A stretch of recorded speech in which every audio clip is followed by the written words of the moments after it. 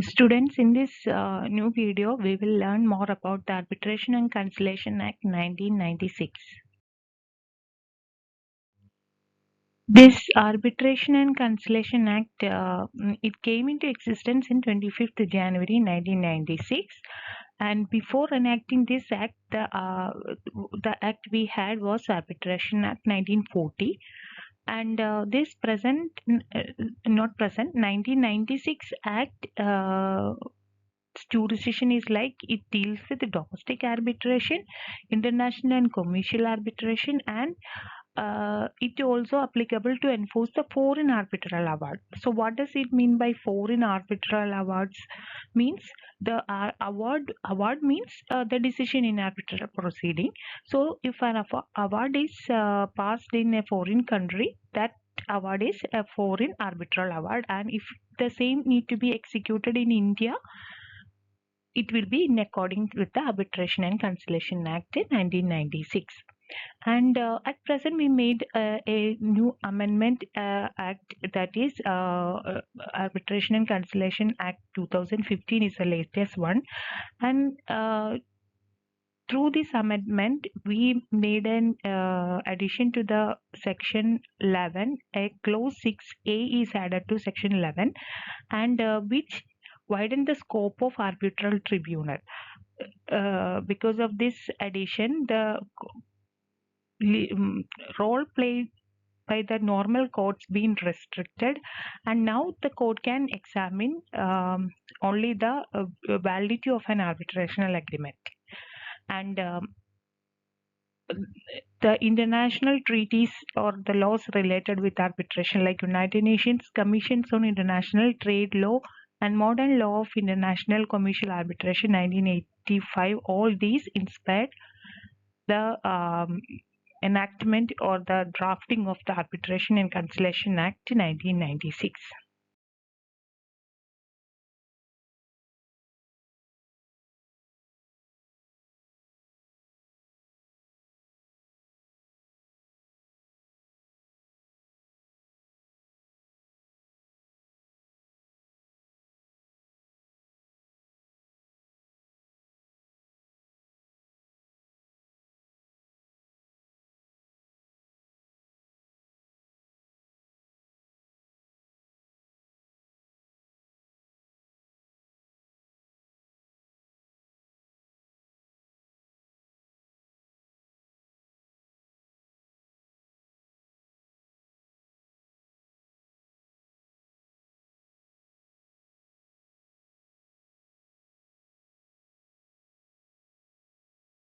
Now we will check it out what all processes are involved in this arbitration proceedings.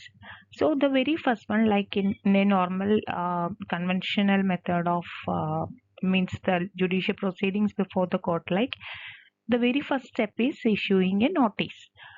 So the party, whoever is aggrieved, will send a notice to the party alleged to be a defaulting one, informing that yes, I am moving with or I am initiating arbitrational proceedings. And the very second one is selecting a arbitrator, and this selection of arbitrator will be done by both the parties with full consent and unanimously, because they will always go for a qualified expert as an arbitrator, to the one who is expertise in the matter of dispute. And then there comes a drafting of arbitration agreement. Here the parties will prepare an agreement mentioning all the disputes or the matters of disputes. Then here is a new term, that means court referral arbitration. We will check it out. What is this court referral arbitration? Suppose in a contract, the parties agreed that if a dispute arises in between us, we will always go for arbitration. But defaulting it, one of the party, due to any defaulting incident, one party approaches the court. That time, the other party can claim before the court that no, we already agreed to go for arbitration, even it is mentioned in our valid legal contract. So that time definitely the court will refer the matter for arbitration. This kind of arbitration proceeding is known as court referral arbitration. And like in the conventional method, who is claiming that yes, a default happened from another party, the claimant has to file the initial documents to prove his arguments. And the second stage is obviously the respondent or the alleged one will produce counterclaims.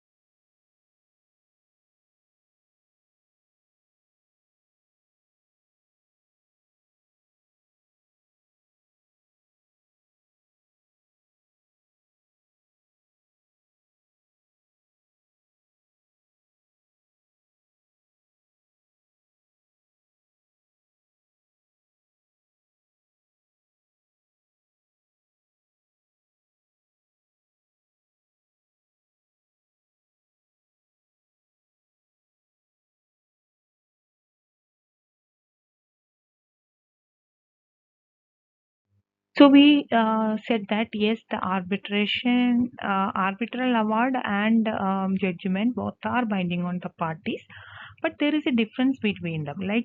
Uh, like a judgment, the arbitral award does not hold any precedential value, and in an arbitration, the arbitrator is free to decide the dispute in his own way.